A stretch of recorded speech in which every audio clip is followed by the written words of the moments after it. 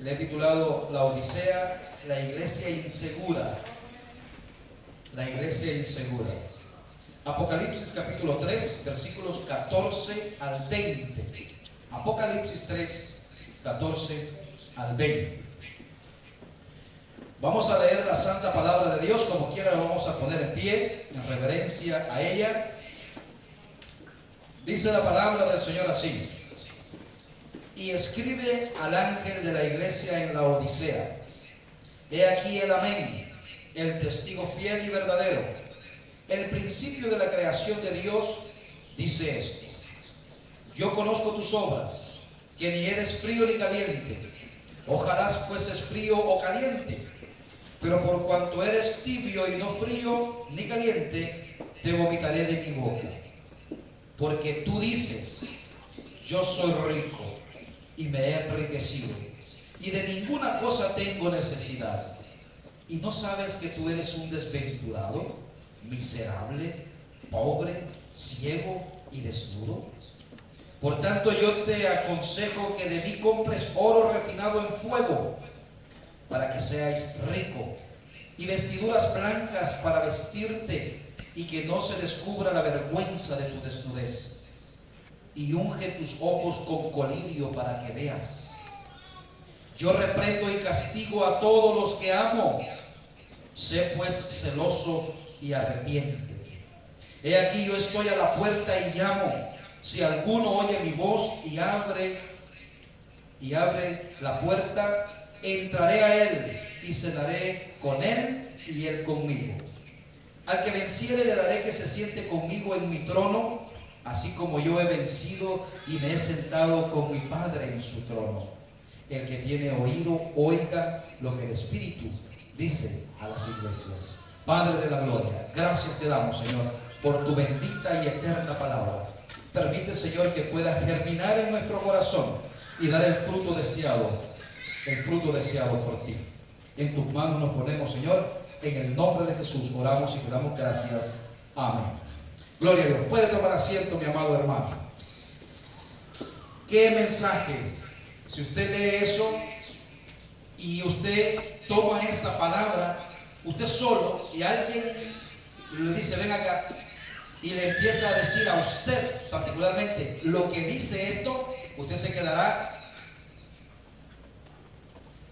frío. Porque lo que dice el Señor a la iglesia en este pasaje es fuerte y es duro. Y déjeme decirle que así es. El Señor nos habla directamente a nuestro corazón. Porque la iglesia no somos nosotros. La iglesia soy yo. Yo soy la iglesia. Entonces es importante atender este mensaje.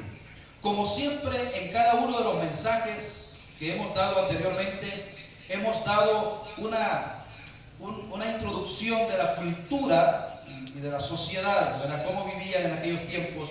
Hoy no será la excepción.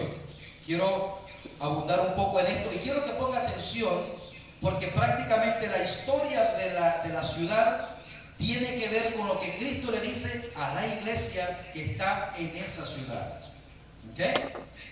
Porque la ciudad se llama la Odisea, y en esa ciudad de la Odisea existe una iglesia de Cristo, y a esa iglesia el Señor le habla. La ciudad de la Odisea fue fundada en el tercer siglo por un hombre que se llamó Antíoco II. Importante eso. El nombre, la Odisea, significa juicio.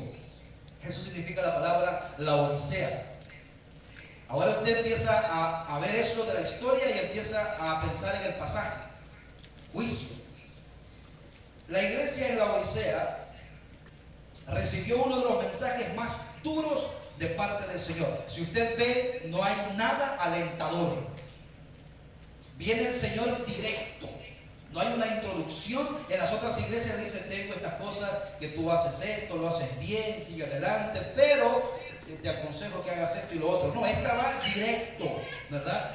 Entonces el Señor le habla a esta iglesia de la Odisea y le da uno de los mensajes más duros, y por eso se le llama también la iglesia tibia o la iglesia rica pero pobre.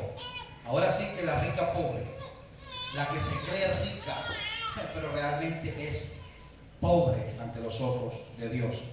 El nombre de la Odisea proviene de la esposa de Antíoco. Ella se llamaba así, la Odisea. Y como él conquistó esa ciudad, dijo: le voy a poner el nombre de mi esposa.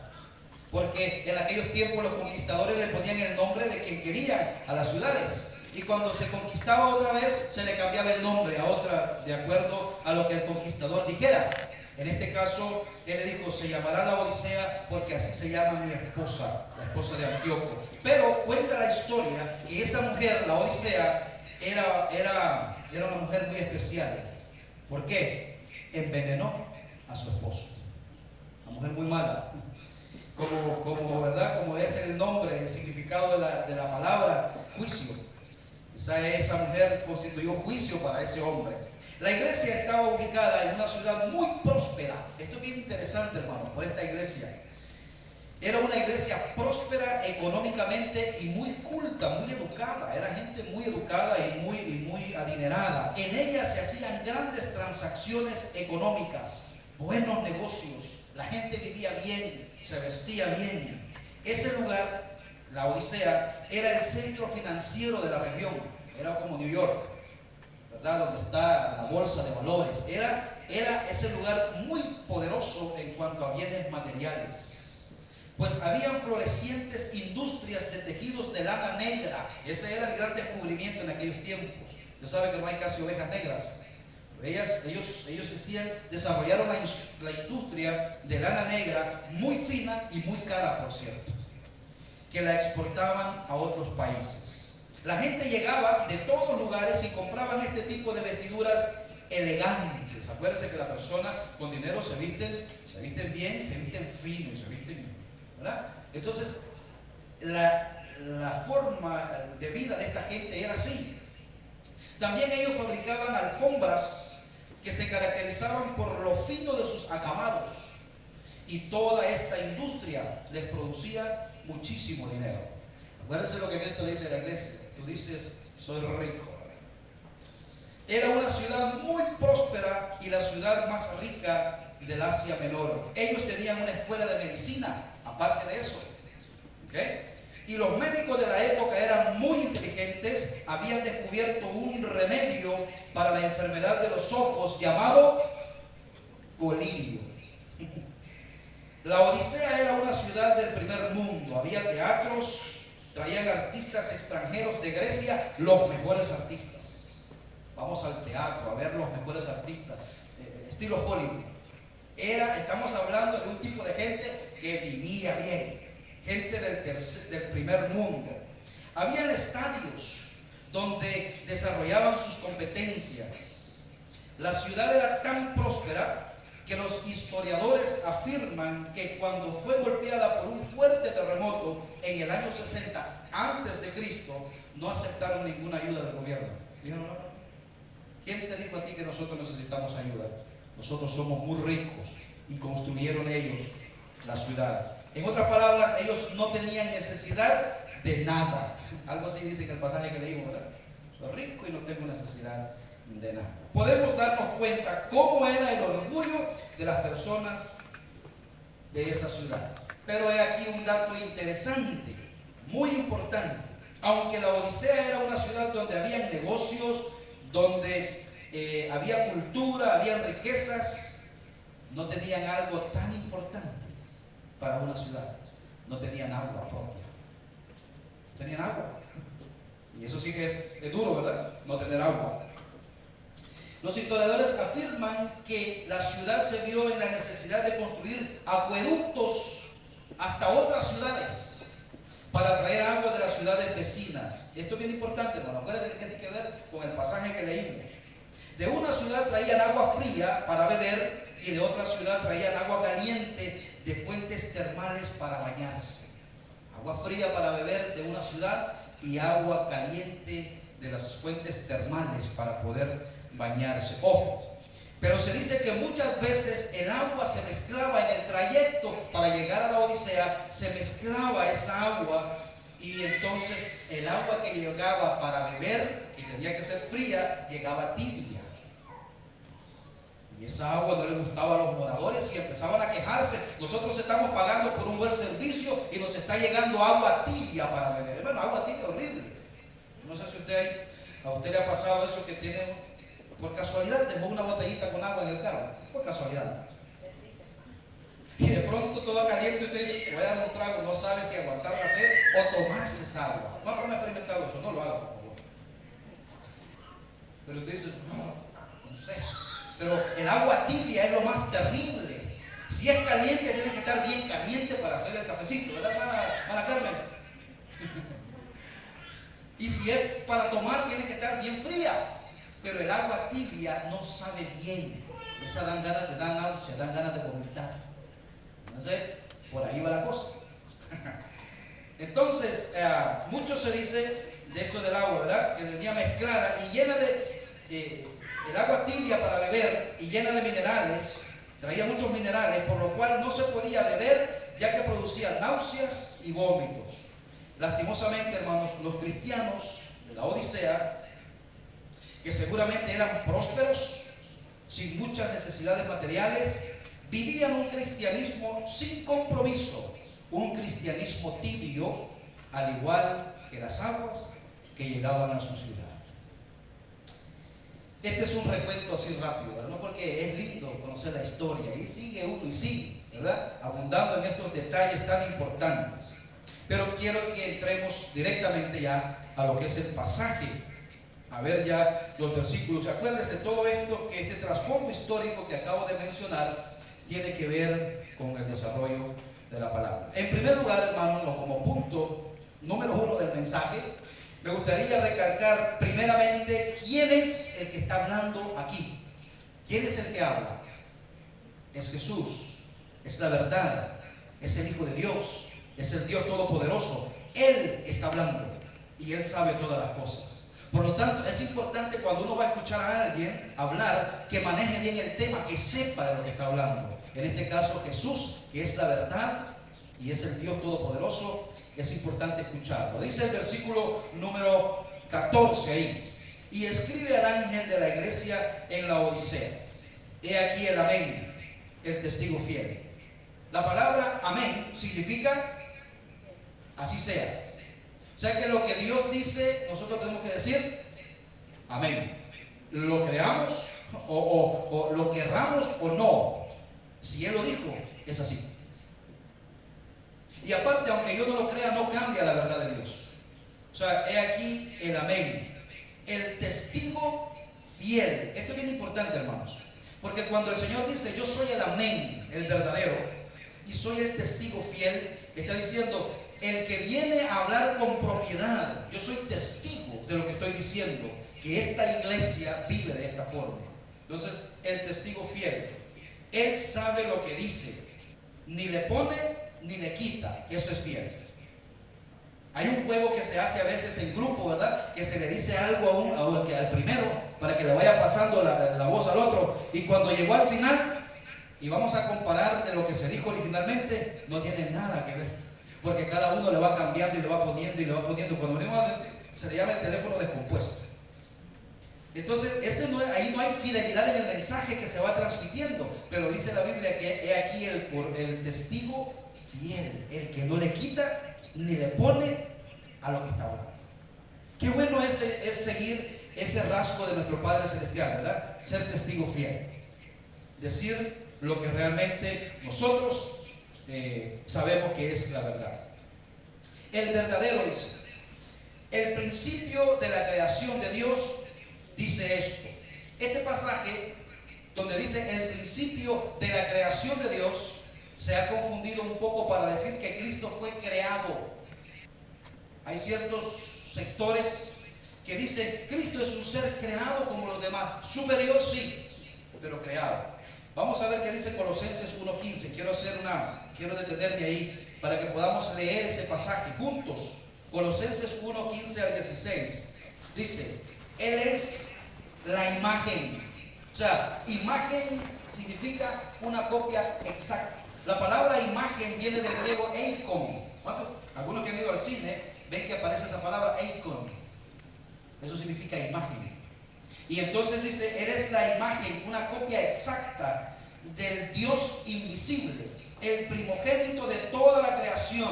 Primogénito aquí significa primer lugar de importancia en toda la creación. En toda la creación.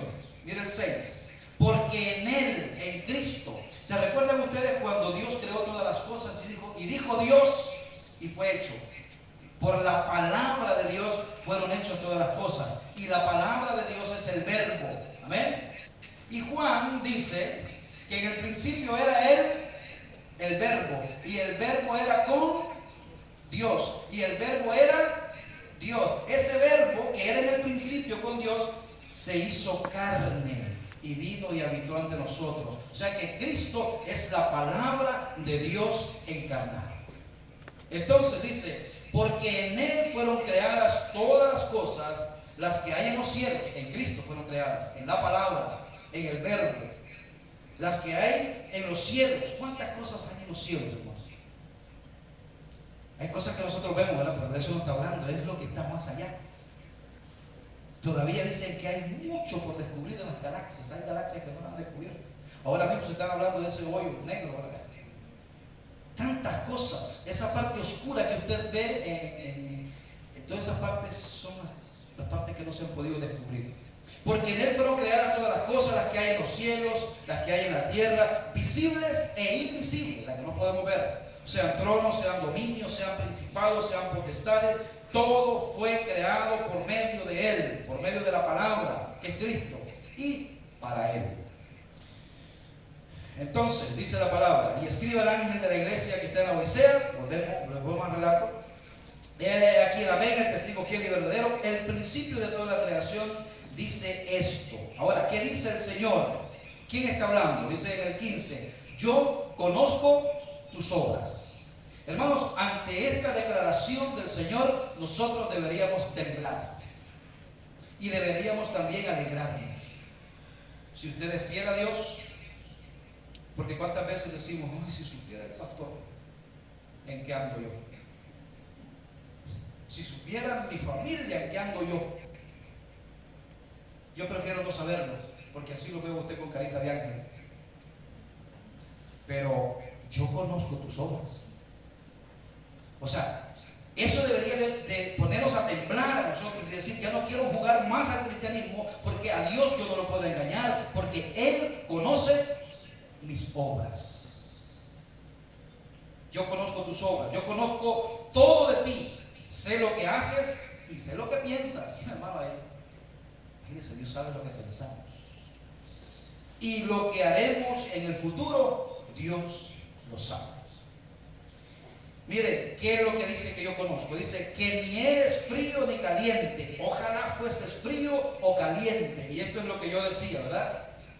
Si vamos a hacer un buen cafecito, a mí me gusta caliente. Me van a dar atol de elote caliente. Bien caliente. Una rigua, la acepto también. Las personas salvadoreñas saben qué es eso. Pero caliente, caliente. O si me van a dar un poco de agua que sea fría, sea frillita. Ahora, ni eres frío ni caliente. Ojalá fueses frío o caliente. Frío está diciendo a aquellas personas que dicen, yo no soy cristiano, yo no voy a la iglesia, a mí no me interesa. Eso es una persona fría. Y una persona caliente es una persona que está en la iglesia, que cree, que avanza y que aún, a pesar de las circunstancias, sigue adelante en Cristo Jesús. Ellos son ustedes. Amén. Que los fríos no vinieron hoy. Ahora, Cristo está haciendo alusión a la cultura de entonces, ya que ellos usaban también las aguas termales para hacerse sus baños como sus spas. Ellos iban a esas aguas porque no solamente era el agua para tomar, sino que esa era agua que venía llena de minerales, que eran aguas termales calientes, y ellos se metían, eran caros por cierto esos baños, como un spa.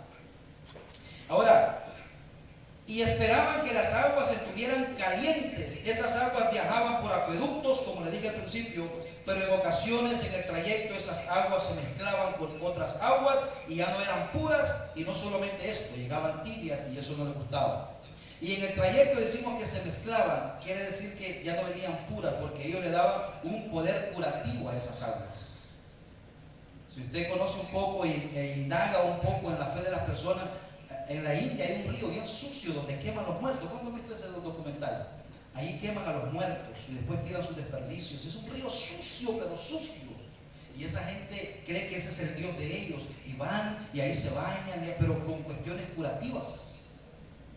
En este caso eran esas aguas minerales que llegaban, pero se quejaban porque entonces no eran frías, no eran calientes para hacer sus spa. Y les está hablando de algo que ellos culturalmente sabían que sucedía en la ciudad. Y surgían las quejas, se decía, nosotros estamos pagando por un buen servicio. Los clientes se empezaban a quejar, que estaban esperando bañarse con aguas termales puras y calientes. Ellos repudiaban el agua tibia. O sea que cuando Cristo les dice así, yo conozco tus obras, que ni eres frío ni caliente, ojalá fueses frío o caliente, ellos lo estaban entendiendo perfectamente. Ahora nosotros, como decimos, tenemos que ir a la historia para entender un poquito esto. Ellos estaban entendiendo bien lo que Cristo les estaba diciendo. Pero, dice el 16, por cuanto eres tibio y no frío ni caliente, te vomitaré de mi boca. Hermano, esto es bien interesante. Esto es bien interesante. Todavía no lo ha vomitado. Está diciendo, me estás creando en mi estómago náuseas que me están provocando vomitar. Te vomitaré de mi boca. Es como Cristo diciéndole, yo siento por ti lo que tú sientes por esas aguas tibias. Hermano, no hay cosa más tremenda, y espero, hermano, con mucho amor y con mucho cariño que podamos entender este mensaje. Que para ellos fue duro, pero para nosotros sigue siendo duro también.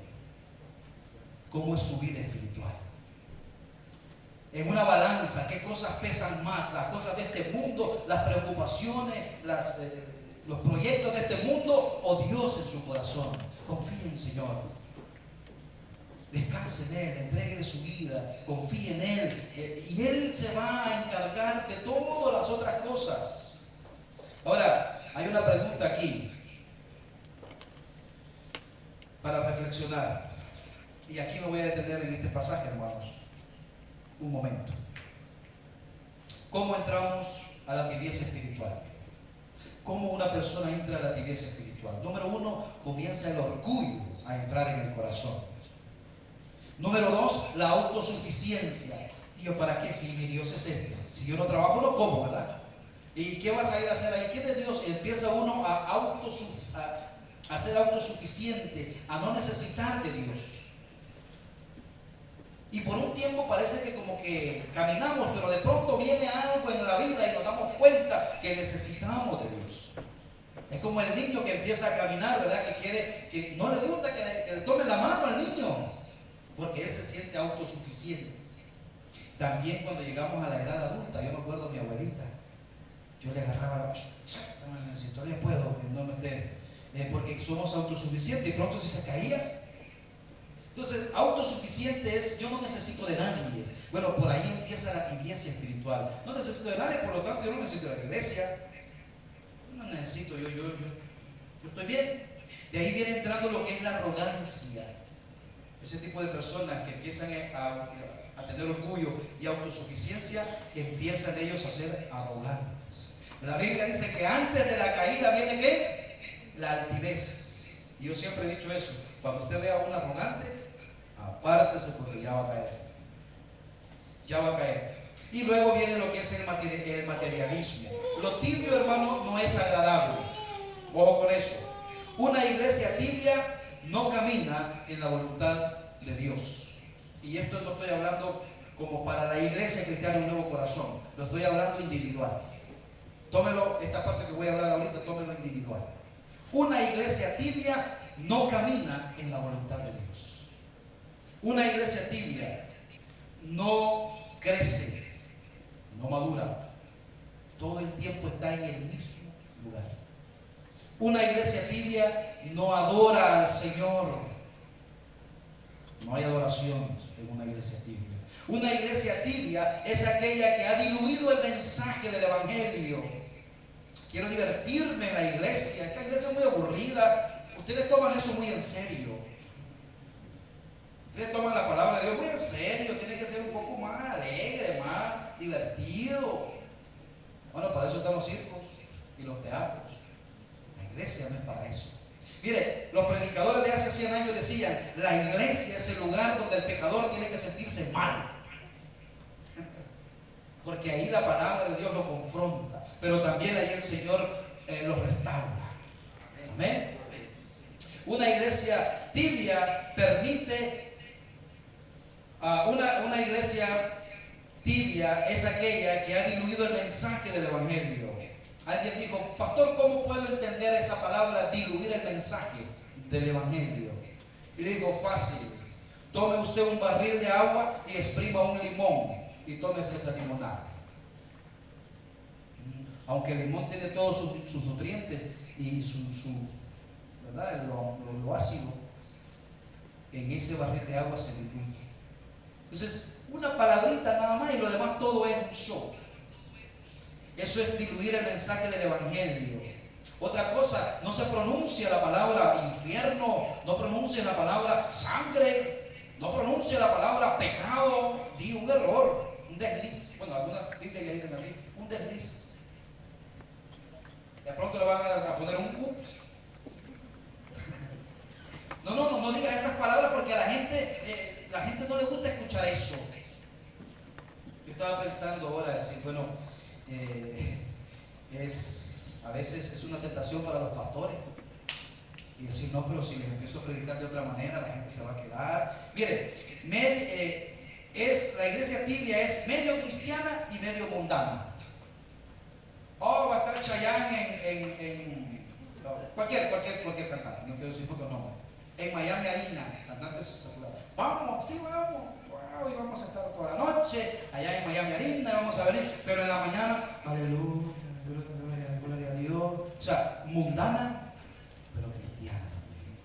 Y eso es chévere, eso es cool, pero eso Dios le llama una iglesia tibia. Una iglesia medio cristiana y medio mundana. Casado con el mundo, pero también con Cristo. Eso al Señor le produce náusea. Eso es lo que dice la Biblia. Por cuanto no eres fría ni eres caliente, te voy a vomitar porque me está produciendo náusea. Una iglesia tibia permite la inmoralidad. ¿Y quién no peca? Usted. Si todo el mundo lo hace. ¿Y el pastor qué se cree? Una iglesia tibia permite la inmoralidad, permite la idolatría. Es más, una iglesia tibia promueve la idolatría. ¿Sabe por qué? El pastor mismo, él mismo se promueve para ser idolatrado. No, al pastor no se le puede tocar. O para hablar con el pastor es difícil. No, porque si tú tocas al pastor, él tiene mucho poder y permite la idolatría, permite los falsos profetas. Se ha dejado seducir por el espíritu de Jezabel, una iglesia tibia. Le dije que me iba a detener un poquito ahí. Una iglesia tibia tiene nombre de que vive, pero está. Piensa en diversión dentro y fuera del culto. ¿Qué de divertido tiene el sacrificio de Cristo en la cruz? ¿Qué de divertido tiene eso, hermano? Una iglesia tibia se aleja cada vez más de Cristo hasta abandonar su primer amor. Todo lo hace por costumbre. Y traje esto así, ¿sabe por qué? Porque va dando como una síntesis de las otras 7 iglesias. No sé si ya se fijó. Se dice ser hija del reino, pero se comporta como los hijos del malo. Para los que están en el estudio bíblico, estoy haciendo alusión a la parábola del trigo y la cizaña. Hijo del reino, amén, gloria a Dios, pero se comporta como los hijos del malo. La buena semilla en el trigo y la cizaña son los hijos del reino, y la cizaña son los hijos del malo. En este caso, ¿el hijo de qué? Del diablo. No lo dijeron ustedes, pero tuve que decir yo. Hermanos, vamos a ver qué dice el versículo 16. Pero por cuanto eres tibio, vamos a leer los puntos. Por cuanto, ni no frío, ni caliente, te vomitaré de mi boca. Cristo les estaba dando una oportunidad todavía, miren. Les dice, te vomitaré de mi boca. Esa palabra, te vomitaré de mi boca, en el griego se lee así: estoy a punto de vomitarte, todavía estás a tiempo. Una vez que salió ya, pero estás a tiempo. Y este es el mensaje alentador que podemos encontrar en esta iglesia de la Odisea. Todavía no te he vomitado, estás a punto. Estoy a punto. Cristo les estaba dando otra oportunidad para que volvieran al buen camino. En el próximo versículo, Cristo les explica la razón o la causa de la tibieza. Antes de entrar al próximo versículo, el 17, yo quiero decirles algo, hermanos. La prosperidad económica no significa necesariamente la aprobación de Dios. ¿Y sabe por qué le estoy diciendo esto? ¿Y por qué yo pongo el dedo en el renglón? Porque ese es el viento de doctrina que ahora hay. Si eres cristiano y eres pobre, estás en maldición. ¿Cuántos han oído eso? Levante la mano los que han oído sin temor.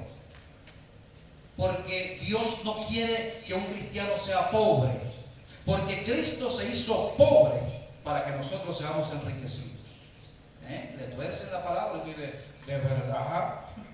Y dice la Biblia que los falsos maestros confunden a los indoctos, a los ignorantes, a los que no se les enseña la Biblia, a ellos. Entonces, la prosperidad económica no significa necesariamente la aprobación de Dios, porque nos quieren vender la idea que las riquezas son evidencia de una buena relación con Dios. Vamos a ver el versículo 17. Pero tú dices, y eso lo tengo bien ahí con colorcitos, pero tú dices, qué tremendo esto, hermano. ¿Quién dice? Tú dices. Esto significa confesión positiva. Confiésalo.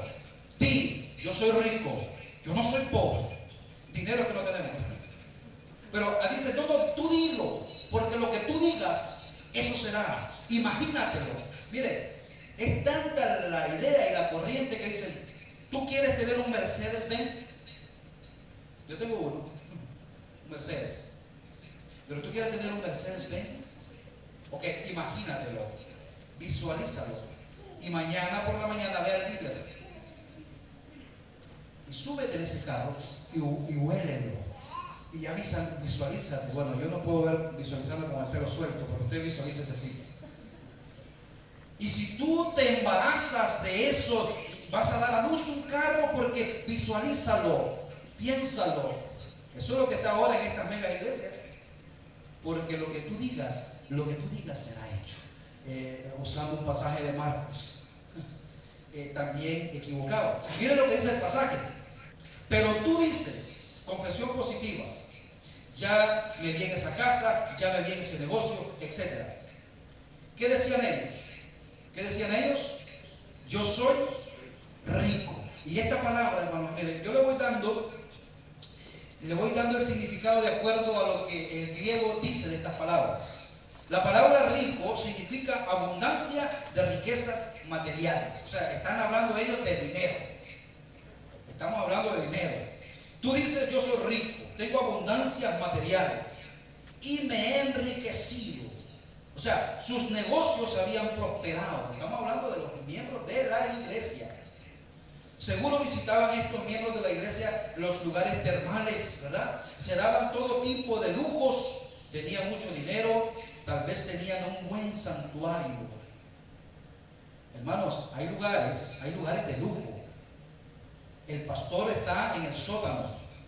Entonces, a la hora de predicar, acá se abre un hueco y el pastor viene apareciendo. ¡Wow! Y todo el mundo, ¡wow! Y con luces y aplausos y hay tantas cosas, ¿verdad? Quizás tenían un buen santuario, quizás tenían la mejor tecnología, toda la tecnología. Usted va, hermanos, un día quizás vamos a dar una vuelta a estas iglesias. Usted se queda asombrado. ¿Y sabe lo que dicen estas personas? Ya no tenemos que envidiarle al mundo. Como si Dios nos mandó a competir con el mundo. ya no envidiamos al mundo. Fíjense que el mundo premia a sus cantantes. Pues ahora ya existe premio para los cantantes cristianos. Vamos a premiar a la mejor canción cristiana, el premio ARPA. Hermano, ¿dónde usted ve eso en la Biblia? La Biblia dice que a los verdaderos cristianos el mundo los va a aborrecer y que nosotros no tenemos que imitar al mundo. Es bien tremendo eso, pero esto habla de que estas iglesias entonces son ahora muy prósperas, se han enriquecido, ¿verdad? Tienen mucho dinero, con buenos santuarios, buena tecnología, plataforma hidráulica, todo tipo de luces, llevan a sus servicios el cantante cristiano de moda. Eso arrastra. A ver quién va a estar en tal iglesia hoy. Fulano de tal, el cantante cristiano que está en moda, ese va a estar allá. Vámonos todos para allá. ¿Usted sabe qué es lo que ha venido a hacer la palabra mega? Ha venido a succionar lo pequeño. Por ejemplo, si usted quiere poner una ferretería en esta área, es posible que usted fracase. ¿Sabe por qué? Porque hay un condito mega donde usted encuentra todo. Si usted quiere poner una venta de zapatitos, ¿no? O cualquier cosa, porque está lo mega absorbe. No, voy a ir a ese lugar porque allí de un viaje hago todo. Bueno, en las iglesias mega también, voy a ir hago de todo, ¿verdad? Y la paso bien, tantas cosas. A lo mejor, hermanos, en sus mensajes decía, Dios se hizo pobre para que nosotros seamos ricos. A lo mejor decían eso ellos, nos hemos enriquecido. Y yo puse aquí, cualquier parecido con la realidad no es pura coincidencia, es palabra de Dios. ¿Dios está en contra de las riquezas, hermanos? ¿Sí o no? Por supuesto que no. Los grandes hombres de Dios eran ricos. Abraham era riquísimo, riquísimo. Dios no está en contra de las riquezas. Dios lo que está en contra es que las riquezas posean nuestro corazón.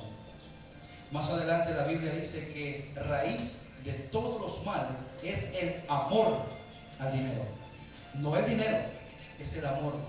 Si usted ve la mayor parte de los grandes problemas en el mundo y busca la raíz, hay dinero por ahí. Entonces, Dios no está en contra del dinero y de ninguna cosa, dice el pasaje, tengo necesidad. ¿Se les recuerdan cuando les querían ayudar para construir la ciudad? Y dijeron, no, nosotros tenemos mucho dinero, no tenemos necesidad de ayuda. Bueno, esta iglesia decía, de ninguna cosa tengo necesidad. Pero miren, hermanos, Cristo les descubre. Cristo les descubre la verdadera condición. ¿Qué dice? ¿Qué sigue diciendo el pasaje? Y no sabes, eso es lo que yo decía, ¿no? Pero Cristo les dice, y no sabes que tú eres desventurado, miserable, pobre, ciego y desnudo. Esto es tremendo. Una cosa es lo que uno piensa de uno mismo. ¿Tú sabes que hay personas que piensan que son guapos, pero otros no piensan lo mismo? Tú dices, wow, aquí el Señor se pasó conmigo.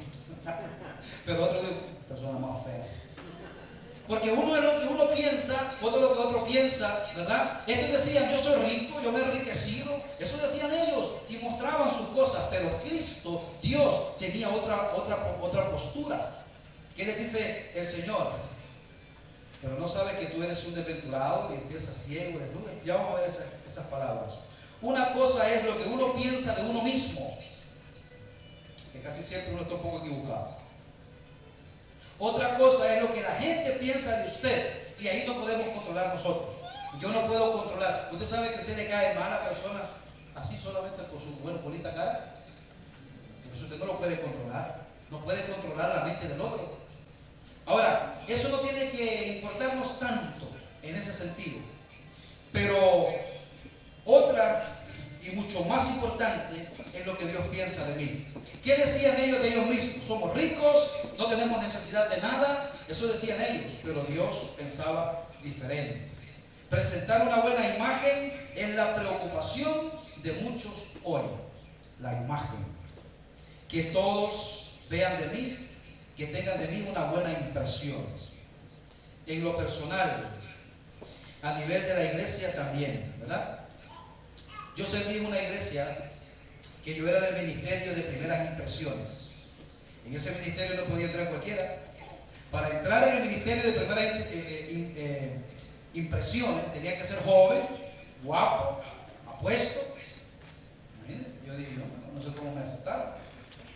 Pero allí entonces, y eso lo ponen al frente, para que cuando la gente llegue y diga, wow, aquí solo gente joven. Bueno, usted sabe que este tipo de megas iglesias no tiene muchos ancianos, pero los ancianos no sirven de mucho.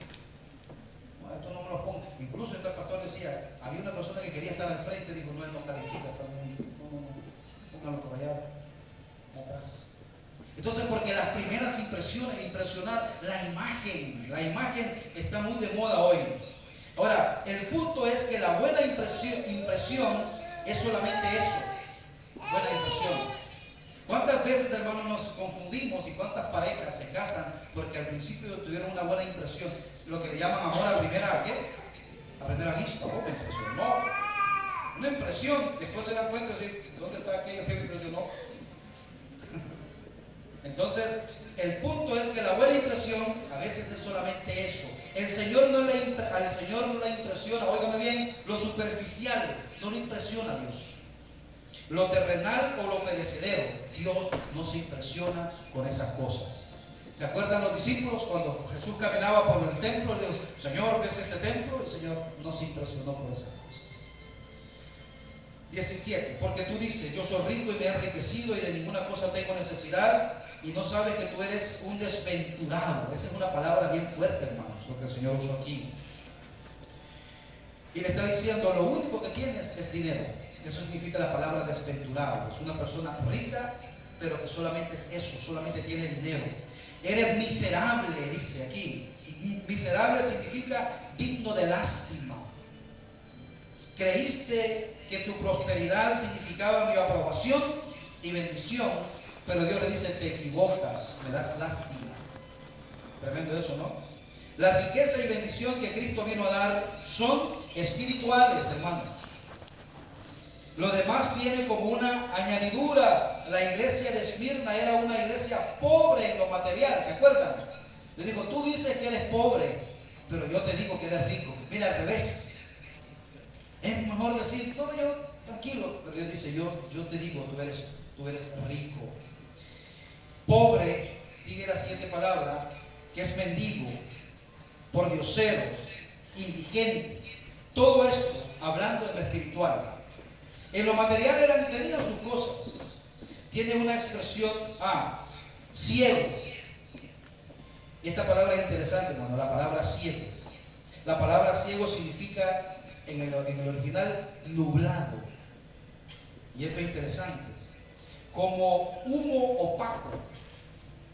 Más o menos significa eso. Tiene una expresión de orgullo. Usted ha escuchado a personas que se le dicen, se le subieron los humos. O se le subió el humo a la cabeza. Ahora, hace tiempo yo escuché esta expresión y me la guardé en mi corazón. Tiene una sabiduría impresionante. Espero que se le agrade. Cuando a una persona se le subió el humo a la cabeza, se le apagó el fuego en el corazón. Porque cuando hay fuego, no hay humo. El humo viene cuando el fuego se va. Entonces, cuando una persona tiene humo, es impresión nada más en el corazón, no tiene nada. Qué bonito, ¿verdad? ¿Verdad? Es poder ser uno genuino y vivir exactamente la vida que Dios quiere. Entonces, cuando el humo se sube a la cabeza, sabemos que se apagó todo. Pobre, ciego, perdiste la luz de la palabra. Y por último le dice, y desnudo. ¿Sabe qué?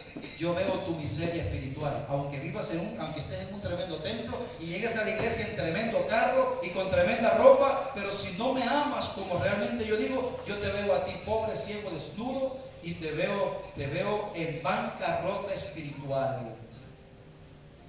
18, hermanos, vamos ahí acercándonos. Por tanto, dice el Señor, como yo te veo así, 18, por tanto yo te aconsejo que de mí compres oro refinado en fuego. Qué tremendo, ¿no? Significa las cosas de verdadero valor, las cosas espirituales. El Señor dice, pídemelas, que yo te las daré. Mire, para que seas rico y vestiduras blancas, para vestirte. ¿De qué forma eran las vestiduras que ellos compraban de mucho precio? ¿O de qué color eran? ¿Se recuerdan? Negras, de lana negra. Entonces el Señor le está diciendo, yo te aconsejo, en vez de que te vistas de negro con estos trajes tan costosos, que te vistas, que compres de vestiduras blancas para vestirte y que no se descubra la vergüenza de tu desnudez. Así se vestían con buenos trajes de lana negra. Ahora, así como lo blanco habla de pureza, lo negro simboliza el pecado. Tremendo eso, ¿no? Y por último les dice, y unge tus ojos con colirio para que veas. ¿Qué les está recordando esto a la iglesia? Ustedes inventaron, según ustedes, esa medicina para los ojos. Pero yo te digo que te unjas con colirio para que veas, porque eres un ciego. Esta palabra que eres ciego, todo esto tiene que ver con todo eso, ¿no? Ahora, ellos se sentían muy orgullosos con el colirio que habían descubierto. No hay peor ciego, dice un dicho, que el que no quiere ver. Eso es tremendo, ¿no? Las cosas están ahí enfrente y dicen, no, yo no veo nada. Fíjense que a veces en esta cuestión del golf, el que va jugando al lado, dice, ten cuidado porque ahí hay agua. Claro, es un juego mental. Entonces el que va a tirar dice, yo no veo agua. O sea, queriendo decir, yo quiero quitar esa distracción porque yo quiero llegar al otro lado. Entonces, eso es cierto. Pero no hay peor ciego que el que no quiere ver. O sea, el que está viendo las cosas frente que son reales, pero no las quiere aceptar. Y eso es lo que está diciendo el Señor aquí. Mira el 19. Yo reprendo y castigo. Hermano, yo quiero que usted conserve esta palabra. Porque por ahí también dicen que Dios no castiga. Dios no castiga. Dios es ¿qué? Amor. Dios es amor. Y nos han presentado a ese Dios de amor, pero no nos han presentado la otra parte de Dios, que es también fuego consumidor. Y al que ama, castiga. Wow, eso es tremendo. Esto significa disciplinar, dar un solo golpe. El Señor no lo golpea, le da un solo golpe para que usted aprenda. A todos los que amo, yo los disciplino, dice el Señor, los reprendo. A pesar de todo, hermano, los amaba. Fíjense que aquí, en esta palabra del 19, que dice, yo reprendo y castigo a todos los que amo. Aquí nosotros vemos la misericordia de Dios. ¿Por qué? Porque les está diciendo, todavía no los he vomitado.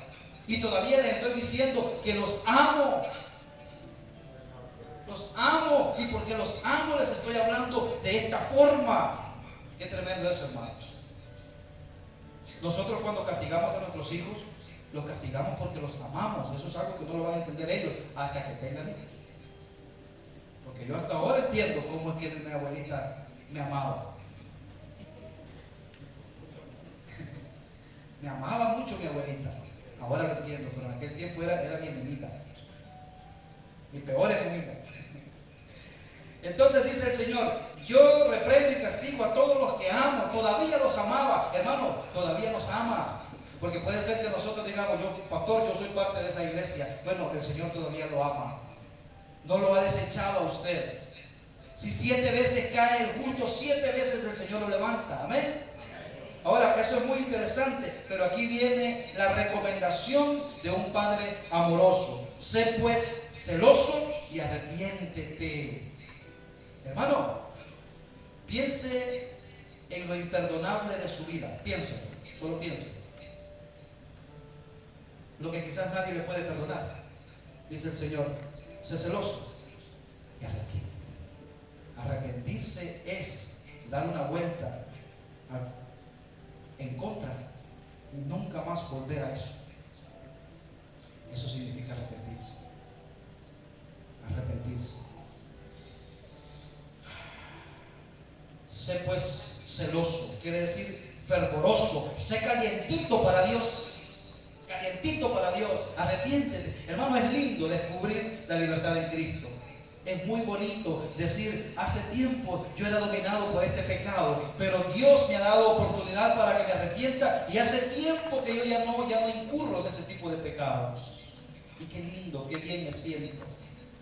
20, mi hermanos, y ya estamos finalizando. 20. He aquí yo estoy a la puerta y llamo. Hermanos, este es un pasaje muy interesante. Acuérdense, todavía no los había vomitado, pero era una iglesia fría, era una iglesia, tibia, que estaba creándole náuseas al Señor. Y les está diciendo, sé celoso y arrepiéntete. ¿Sabe dónde estaba Jesús? Jesús estaba fuera de la iglesia. Y aquí el Señor le dice, he aquí yo estoy a la puerta y llamo. Generalmente este pasaje, hermanos, se ha usado para evangelizar. No tiene en el contexto nada que ver con el evangelismo. Y lo he escuchado yo de pastores. Es que el Señor dice, aquí yo estoy a la puerta y llamo, y si alguno abre, entraré y cenaré con él y él conmigo. No, Señor, le está hablando a la iglesia moribunda de la Odisea. Y le está diciendo, yo estoy a la puerta todavía, tocando tu corazón. A la iglesia le está hablando, no a la inconverso. Si alguno, mire, aquí ya no está hablando ya al grupo, le está diciendo que aquí es personal. Si alguno oye mi voz en esta tarde, si usted ha oído la voz de Dios, Dios le ha hablado, y abre la puerta y se arrepiente, quiere decir esto, de sus pecados, entraré a él, volveremos a tener esa amistad y serás calientito. Ya no serás tibio, ni serás frío, serás caliente. Volveremos a tener esa amistad, porque dice, si alguno oye mi voz y abre la puerta, entraré a él y cenaré con él y él conmigo. Significa, volveremos a tener intimidad. Hermanos, yo quiero, y a los hermanos que pasaron aquí al frente hoy, eso fue lo que creo que Dios entendió.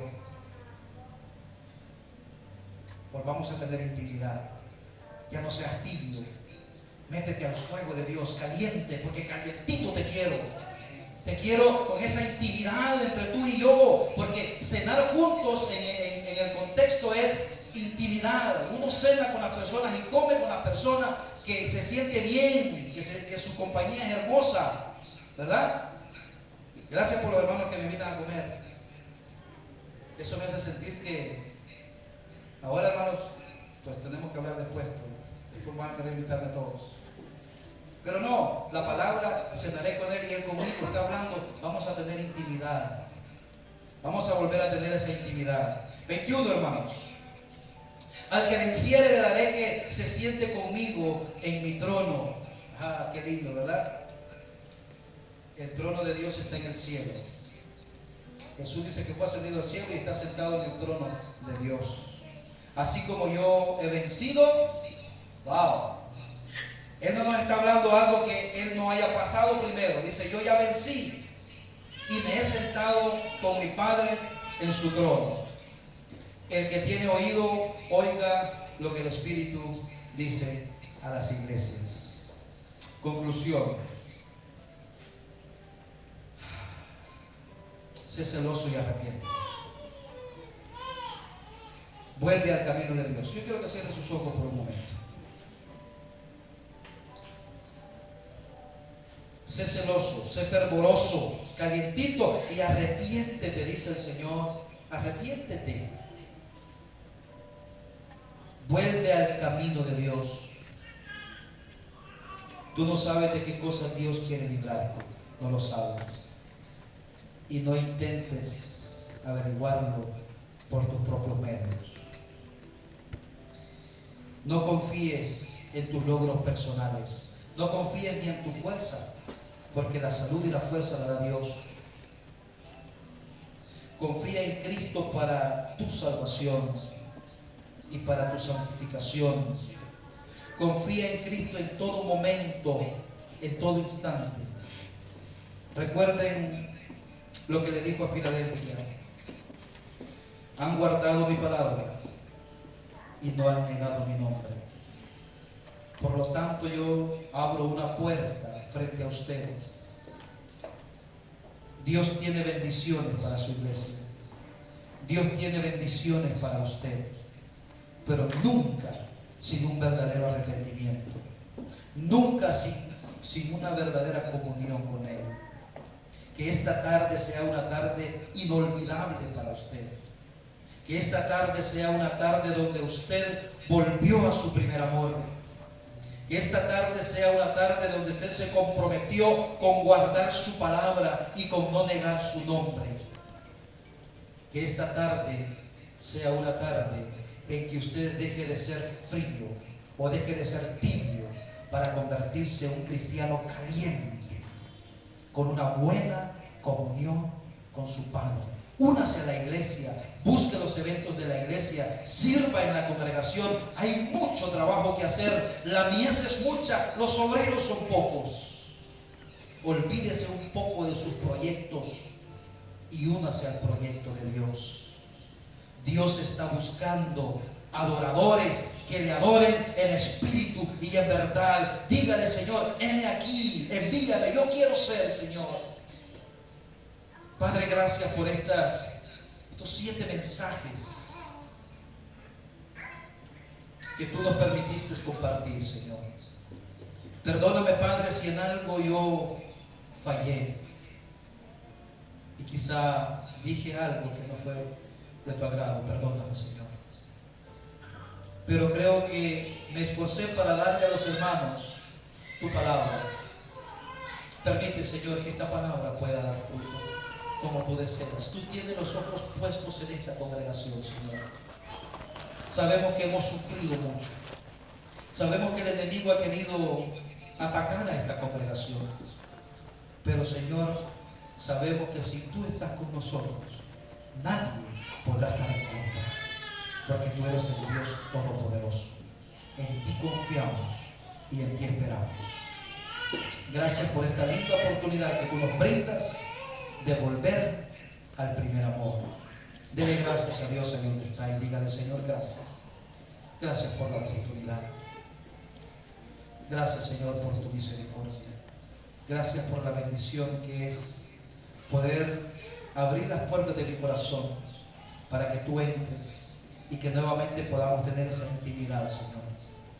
No estamos hablando de aceptar a Cristo, estamos hablando de esa intimidad que se había perdido. Dios quiere que seamos calientes para Él. Gracias, Señor, por esta tarde. Gracias por tu palabra. En el nombre de Jesús. Amén y amén.